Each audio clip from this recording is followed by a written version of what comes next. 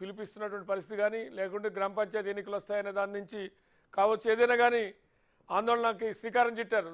ఏడాది చూస్తూ ఉన్నారు కానీ ఏడాది చూసే పరిస్థితి కనపట్ల 4 నెలల 5 నెలలకే ఆందోళనకి శ్రీకారం చుట్టినటువంటి పరిస్థితి అయితే కనపడుతుంది. ఎట్లా చూడాలి ఈ పరిణామాలు?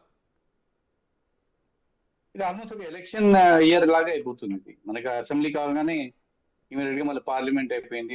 పార్లమెంట్ దానికి లోకల్ బాడీ ఎలక్షన్స్ ఉన్నాయి, మళ్ళీ వీరి ఎమ్మెల్సీ ఎలక్షన్స్ ఉన్నాయి.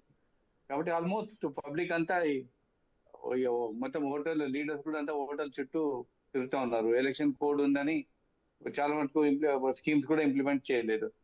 రైతు భరోసా స్కీమ్ కొంతమందికి వేసిండ్రు, మళ్ళీ ఇమీడియట్లీ కంప్లైంట్ ఇచ్చి మరి మొత్తం స్టాప్ చేసిండ్రు.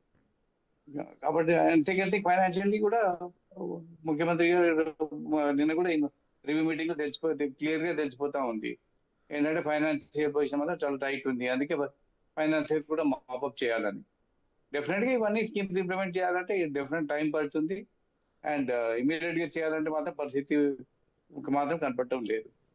అండ్ దట్స్ వై మనకి ఎలక్షన్ క్యాంపెయిన్ లో మాత్రం అపోజిషన్ పార్టీ డెఫినెట్ గా కాంగ్రెస్ పార్టీని దాని విషయంలో అటాక్ చేస్తూ ఉంటారు. మీరు ప్రామిస్ చేసిన స్కీమ్స్ ఇంప్లిమెంట్ చేసలేదు.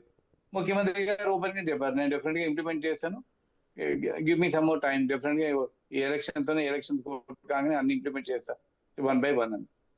కాబట్టి ఇంత ఫైనాన్షియల్ పొజిషన్ టైట్ ఉంటే మాత్రం డెఫినెట్ గా it's not that easy to fulfil all the promises. అందుకే కొంచెం ఇంప్లిమెంట్ చేస్తా ఉన్నారు. రైతు భరోసా కూడా మొన్న కొంతమందికి వేశారు. ఐ థింక్ ఆల్మోస్ట్ 25% నాకు వేసినట్టు ఉంది అమౌంట్. ఇంకా మెజారిటీ ఆఫ్ ద పీపుల్ ఇంకా పడలేదు వాళ్ళకి. అంటే as for my knowledge, as for my information 90% అంటే 40 ఎకరాలు దాకా కూడా ఇచ్చారు అన్నారు. ఆ పైన ఏమో నాకు తెలియదు కానీ 10% పెండింగ్ ఉంది అనేది లేదనుకుంటాను. ఎందుకంటే సమాచారం అది రాంగా రేట్. ఆ తర్వాత కోడ్ వచ్చింది, ఇక రిమైనింగ్ 10%, 15%. ఎందుకంటే చాలా మంది అయితే మనకి తెలిసిన వాళ్ళు రైతులు, మన ఫ్రెండ్స్ ఉన్న వాళ్ళు మాకు పడలేదు అన్నారు. కొంతమందికి పడ్డదు, అమౌంట్ పడ్డ వాళ్ళకి పడ్డది అని చెప్పింది. వాళ్ళు బిలో 10 acres ఉన్న వాళ్ళకి అంతా పడ్డది. పడి కొంతమందికి పడ్డది, ఇమీడియట్ గా మళ్ళీ ఆపేశారు. న్యాచురల్లీ మనకి ఇన్ని స్కీమ్స్ ప్రామిస్ చేసాక ఇంప్లిమెంట్ చేయాలంటే definitely it's not at easy. మనకి ఎలక్షన్ లో ప్రామిస్ చేసాం కానీ అది practical when start implementing it రకరకాల ప్రాబ్లమ్స్ డెవలప్ అవుతా ఉంటాయి మనకి. అండ్ వీళ్ళు కొత్త గ్యారంటీస్ ఇచ్చిండ్రు.